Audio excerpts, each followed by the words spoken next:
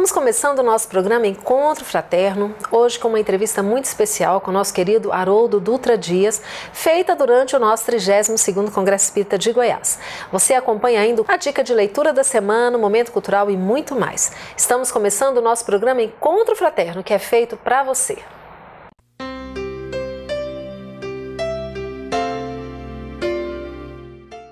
Você acompanha agora uma entrevista feita por Angélica de Pádua durante o nosso 32º Congresso Espírita de Goiás com Haroldo Dutra Dias. Olá, estamos aqui hoje com Haroldo Dutra falando sobre o Evangelho, o Manual para a Educação. Haroldo, muito obrigada pela sua presença. Angélica, eu que fico feliz, mais um ano participando do evento e podendo tratar desse tema. Primeiro de tudo, o que é educação com Cristo? À luz da doutrina espírita, a educação é formação de hábitos. Porque nós não podemos compreender um processo educacional que não seja transformador e que não implique num resultado prático. E esse resultado prático ele só pode ser mudança de rotina. Mas mudança de rotina num sentido substancial. E essa mudança de rotina é a formação dos bons hábitos, aquilo que o Kardec trouxe da experiência de Pestalozzi, mas acrescentou todo o aporte da espiritualidade superior e todo o conhecimento da imortalidade e da vida espiritual, a pedagogia de Pestalozzi. E aí ele escreve isso, né, que educar é formar hábitos. Porque, no fundo, nós nos apresentamos como a somatória dos nossos hábitos, aquilo que nós fazemos a maior parte do tempo, não só quantitativamente, como qualitativamente. No mais, tudo que antecede a preparação.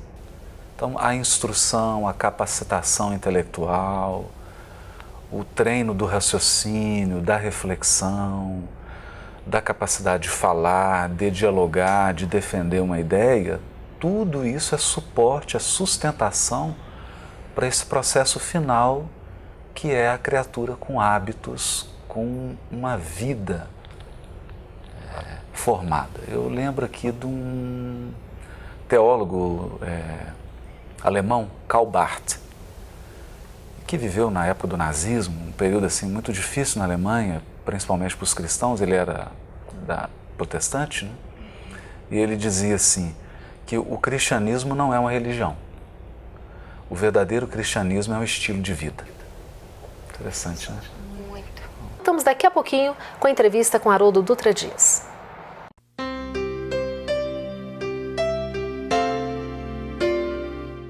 Olá, amigos, amigas. Eu estou aqui para fazer um convite para vocês, um convite para uma causa humanitária, que é o Fraternidade Sem Fronteiras, uma causa que cuida das crianças em uma região muito necessitada, que é a região da África. Várias crianças, milhares de crianças, 3.000 crianças hoje são atendidas, mas outros milhares ainda não são atendidas nas suas diversas necessidades. E é um grupo que se dedica de ser humano para ser humano, sem entraves de nenhuma escola religiosa, sem entraves de escolas sociológicas, apenas com a vontade de ajudar. E é ajudar tão simples, convidando a você para ser um dos padrinhos do Fraternidade Sem Fronteira, para poder levar alento a pessoas que nós não conhecemos, mas somos irmãos, somos filhos do mesmo Pai. E é uma das marcas do cristianismo, o amor, não é? Um amor que transcende quaisquer barreiras. E aí fica o convite então para juntar-se, você junto com eles, formar uma grande rede e junto também conosco formar essa irmandade chamada Fraternidade Sem Fronteiras. E por isso eu apoio Fraternidade Sem Fronteiras.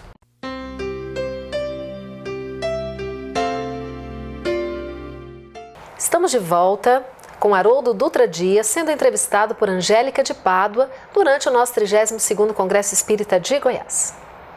E Como que é esse processo desse eu interior que você trabalhou na sua palestra durante o evento, que nós temos muitos eus interiores através das experiências que vivenciamos. Como que é controlar tudo isso dentro de nós? Algo que tem assim, me impressionado muito, tem me chamado bastante atenção, e eu confesso que era algo que eu não tinha atentado ainda, que era um aspecto interno da transição planetária. Eu sempre busquei indícios da transição planetária na política, na economia, nos fenômenos físicos, sociais, institucionais.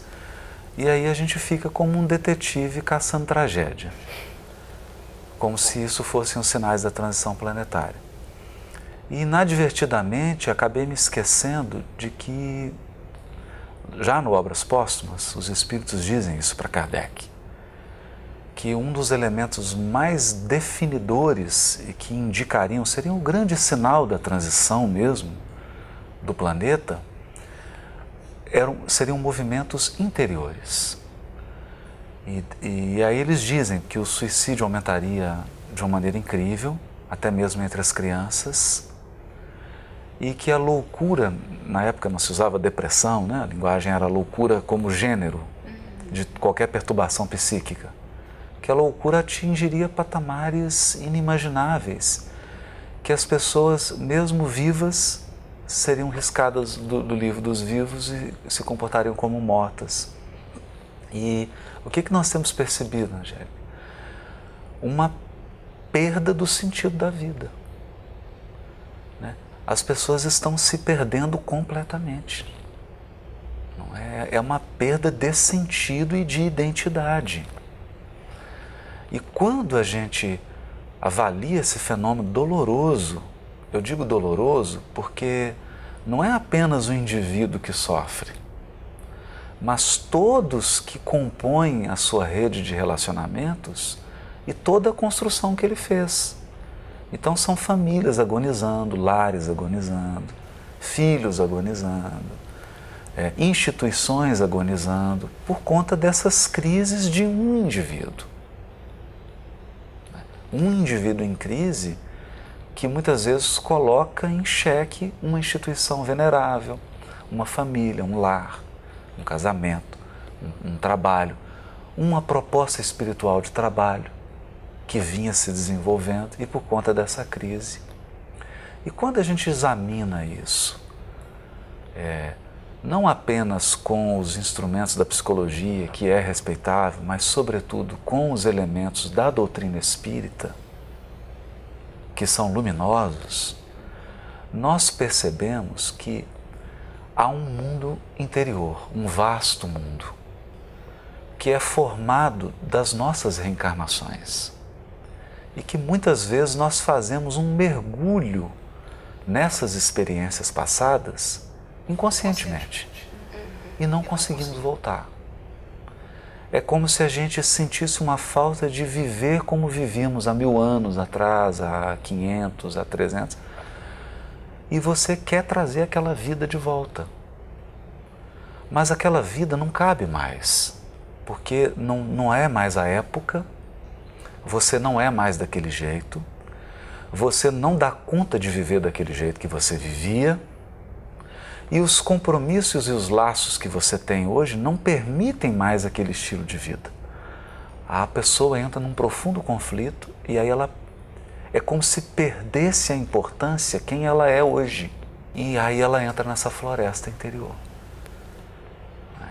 Então, isso nos chamou muita atenção, porque esse é um fenômeno a que todos nós estamos sujeitos, não há nenhum de nós imune a isso.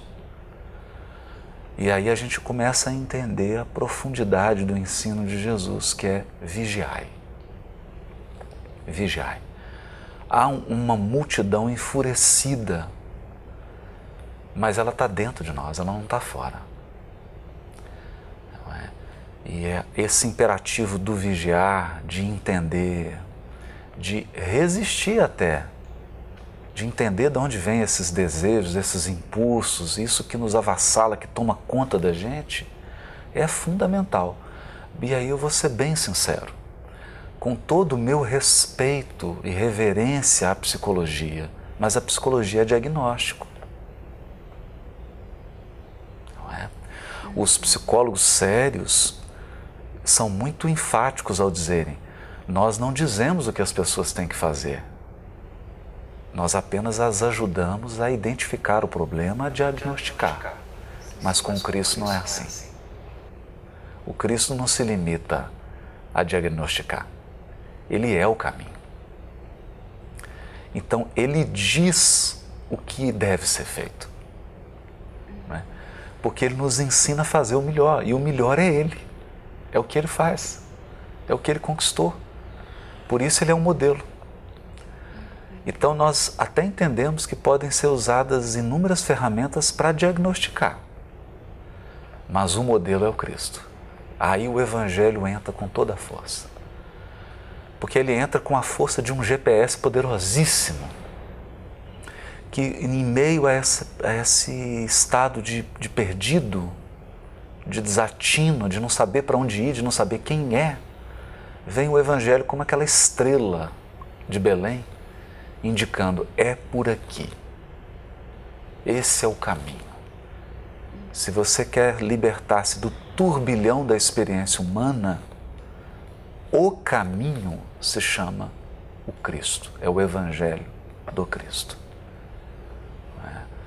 Por mais que isso implique em renúncia, por mais que isso implique em contenção dos nossos desejos, por mais que isso signifique aparentemente para nós abrir mão da felicidade, porque a gente imagina que fazer um sacrifício, entrar num processo de renúncia, de disciplina, em favor de uma programação espiritual, em favor de um compromisso espiritual, seja abdicar da felicidade. Ao contrário, significa construir a genuína felicidade em bases sólidas e não uma felicidade passageira na areia.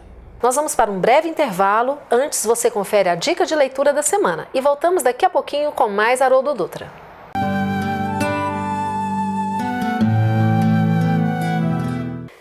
Nossa dica de leitura de hoje é o Evangelizando Bebês. Já está na sua 4ª edição e esse livro pode te auxiliar a compreender melhor o trabalho com o bebê, com as crianças menores, a partir da fundamentação filosófica, doutrinária, pedagógica, e ainda contém algumas sugestões de aulas, atividades que podem ser desenvolvidas com bebês. Leia!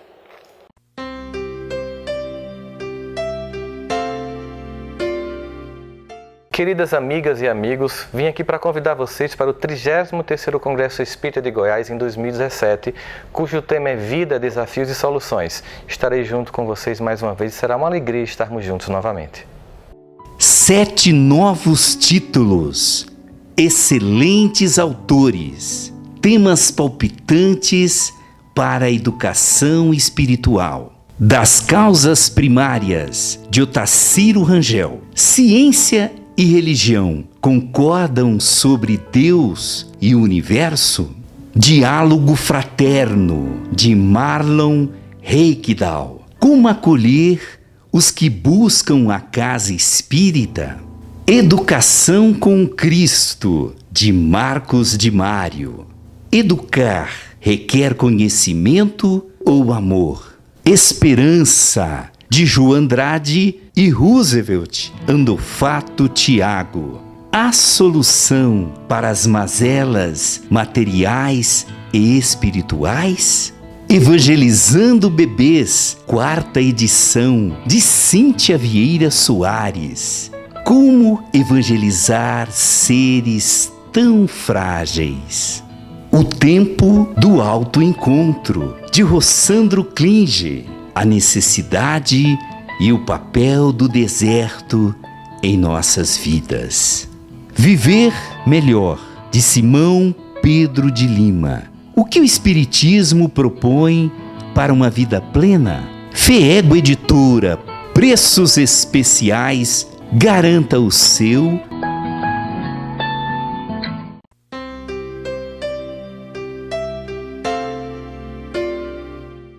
Estamos de volta no 3º e último bloco de entrevistas, onde Angélica de Pádua conversa com Haroldo Dutra Dias. Acompanhe.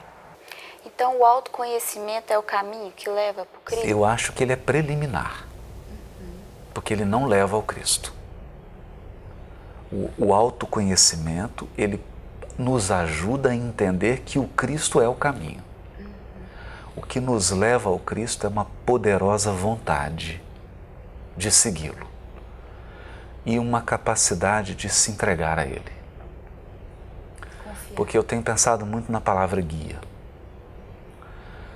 Ter um guia significa colocar nas mãos dele a direção do veículo. É diferente. Uma coisa é você guiar, outra coisa é você entregar-se a alguém que está te guiando. Porque os caminhos pelos quais o Cristo vai nos levar são para nós desconhecidos. Ele disse isso a Simão Pedro.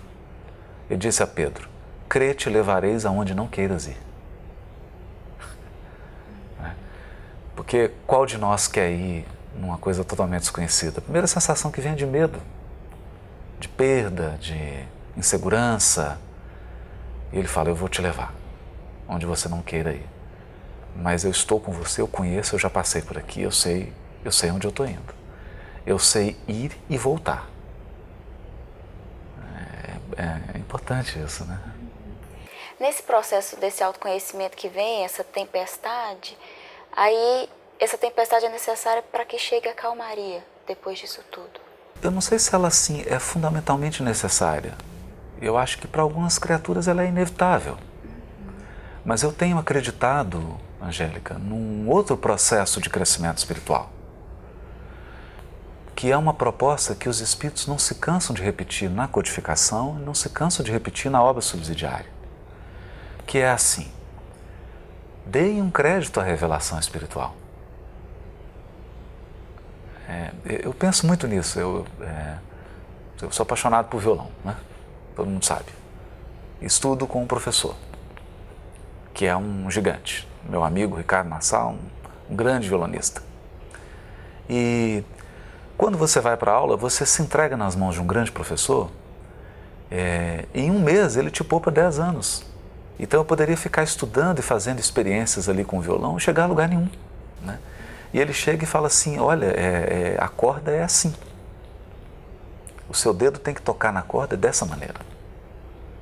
A partitura precisa ser lida assim.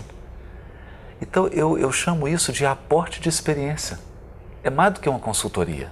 Porque ao conviver com essa criatura que já adquiriu a experiência, você talvez poupe séculos de desatino. E nós temos nas mãos, através da doutrina espírita, um tesouro de experiência espiritual. Se a gente se entregar, se a gente confiar e deixar que a revelação entre em nós e faça em nós o que ela tem que fazer, eu diria, Angélica, que é um processo de otimização. A gente gosta tanto de falar isso, né? Eficiência, eficácia, né? Então está na hora de trazer esses conceitos de eficiência e eficácia para o processo evolutivo. Para que eu vou ficar andando em círculos? Emmanuel diz assim: a maioria das criaturas está num círculo vicioso de reencarnações de baixo teor espiritual. Para que voyajar em círculos? Se você pode fazer um voo para o alto, amparado, guiado. Então nós acreditamos nesse outro processo. Tem um outro processo, que é o processo da resignação, da obediência. Deixar Deus conduzir, aceitar as circunstâncias que Ele coloca na nossa vida, trabalhar com elas, aceitar as condicionantes, as limitações que Deus nos impõe, aceitar as criaturas que Ele colocou no nosso caminho. É um pouco que a Joana fala no livro Psicologia da Gratidão, né? É desenvolver uma gratidão pelo bem que nos chega, pelo mal que não nos chega e pelo mal que nos atinge, né? Porque nessa somatória aí há um propósito. E quando você faz isso, você otimiza. Você otimiza. Porque eu tenho percebido que nem todo processo de perturbação, de ficar perdido, de entrar no autoconhecimento, leva a sair do processo. Muitas vezes quem entra nisso volta a repetir pela 10ª, 20ª, 30ª vez os mesmos erros de milênios. Então chega uma hora que tem que ser tomada uma decisão. Eu vou fazer diferente. Foi o que a gente tentou destacar na fala. Ontem, na parte da manhã, naquela mensagem do capítulo 35 do Pontos e Contos, quando fala do precursor. Humberto Campos. Fala de João Batista é: endireitai as veredas. Chega de caminhos, preparai o caminho do Senhor. Chega de estradas vicinais. Tem uma autoestrada de 6 pistas indo e 6 voltando. Para que isso, né? Vamos pegar um caminho aí mais... Não é fácil, estou dizendo que ele não seja desafiador, né? Mas ele é seguramente mais curto e mais rápido. Essas crianças nossas que vêm, que aparentemente as pessoas costumam dizer que elas já nascem prontas, como que é inserir essa educação do Cristo nessas mentes? Como que é isso? Angélica, particularmente como pai, né, de uma criança hoje de 9 anos, eu não sei se as crianças hoje nascem prontas, eu acho que elas nascem mais despertas.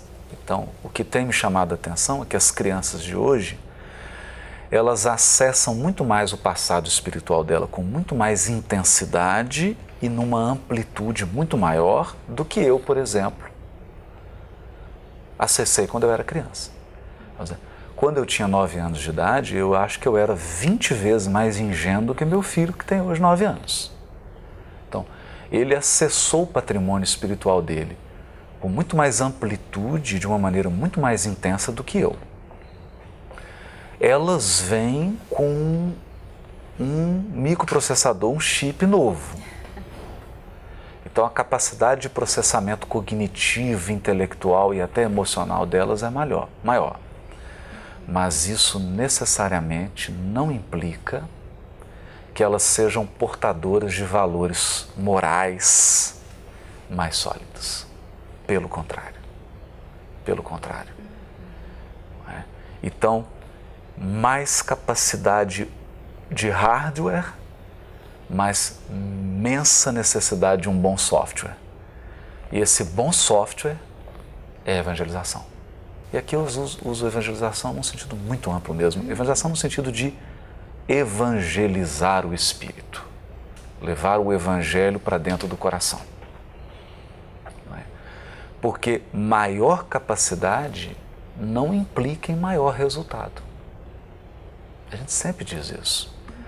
Olha, nem sempre o que se destaca, o que chega à medalha de ouro é o mais talentoso. Na maioria das vezes é o mais esforçado. Porque o mais talentoso acomodou-se na preguiça. Ele tem tanta capacidade que ele é preguiçoso. Não é disciplinado. E nós temos percebido isso. Uma juventude preguiçosa.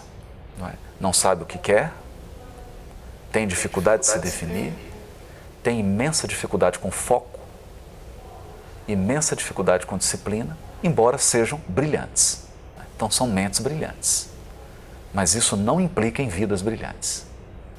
E aí eu acho que esse é o maior desafio de nós como pais, mães, da instituição espírita, da escola, que é transformar essa capacidade, esse talento em resultado prático.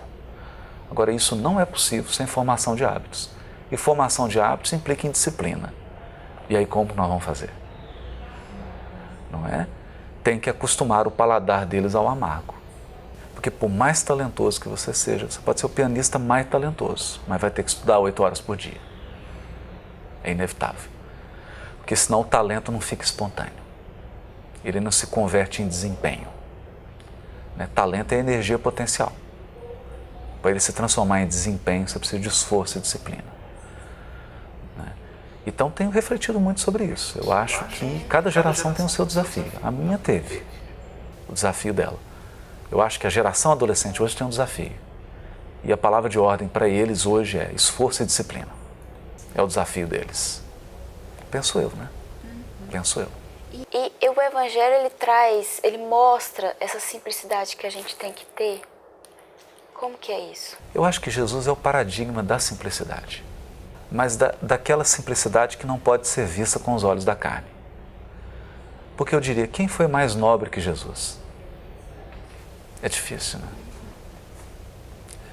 Quem foi mais refinado que ele? É impossível, né?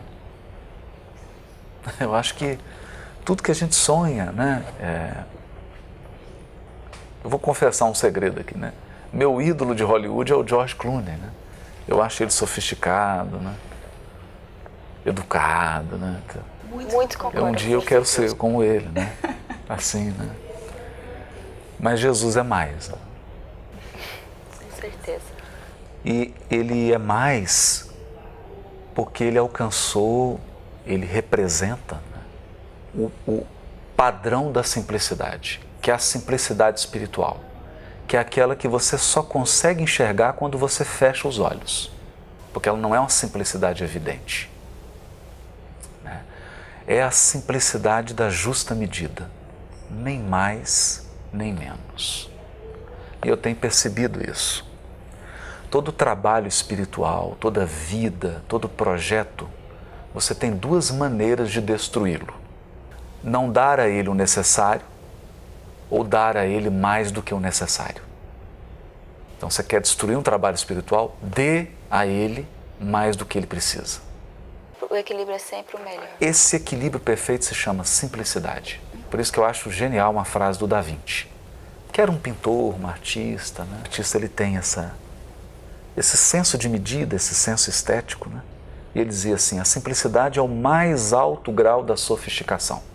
Porque é quando você olha e fala assim, meu Deus, não sobra nada e não falta nada. Tá na medida, né?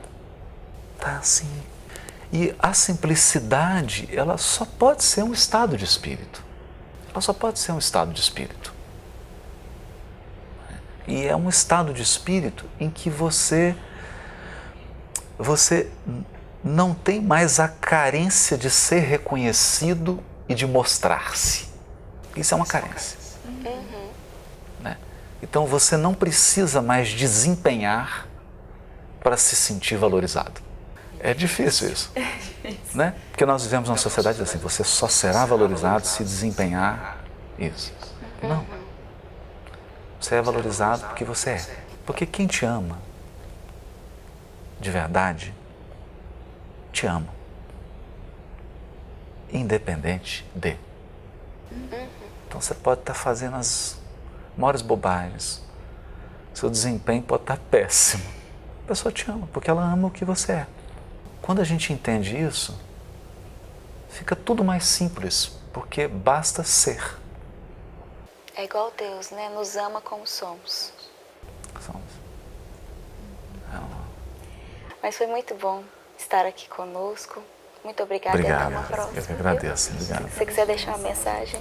Quero desejar a todos um ano muito repleto de espiritualidade, que você permita que Deus chegue até você, que Ele se manifeste na sua vida, faça tudo que você tem que fazer, haja como você entende que tem que agir, mas sempre deixe um espaço para Deus agir.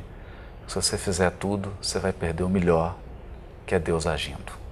O nosso programa está acabando, você assiste agora o Momento Cultural e nós já queremos agradecer a você por estar conosco todas as semanas. Tenham todos uma excelente semana, fiquem com Deus e até uma próxima oportunidade.